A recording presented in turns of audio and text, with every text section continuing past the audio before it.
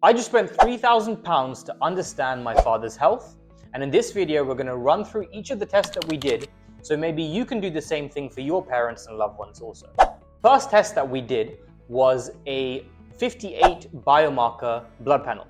This is to understand his fasting insulin, his hormone profile, his vitamin profile, to understand his inflammation risk as well, which really contributes to so many diseases in the body.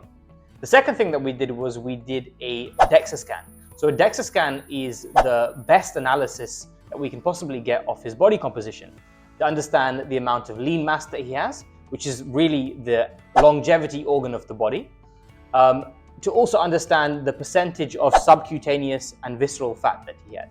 So the visceral fat is the fat around the organs, and the subcutaneous is the fat that we can conventionally see around our waist, for example. The percentage of lean mass to subcutaneous and visceral fat is important because this ratio is our longevity insurance in some ways. The third test that we did was to analyze his sleep. So it was an at-home sleep study. Now, this is really, really important because sleep is, as it's known more and more, is something foundational to our health.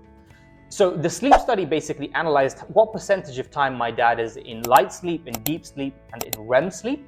It also critically examined, is there any obstructive issues that he's getting when he sleeps? These obstructive issues, if they're not identified in time, can cause various issues in the body, from increased risk of cardiovascular disease.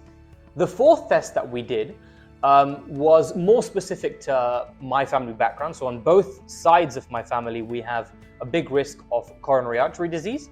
And so what we did is a CAC score, coronary artery calcium score. So this basically identifies in any given moment what is the amount of calcified plaque in your arteries. And what it does is it basically shows what is your heart disease level at this moment in time. Everyone, almost everyone, after a certain age will have some calcified plaque in their heart. And the calcium score gives a direct number to understand what's your atherosclerotic load or risk of heart attack right now. The fifth test that we did was a deeper dive into that, which is a CT angiogram. So this CT angiogram, essentially what it does is it identifies the percentage of the atherosclerotic plaque in your heart that's soft and hard. Soft plaque is actually more dangerous, is what contributes to heart attacks actually. So it gives an indication of that, and it also gives an indication as to where in your heart, which specific arteries you have these calcium deposits. The sixth test that we did was a VO2 max test. You often see athletes doing these type of tests on a treadmill or on a bike with a mask on.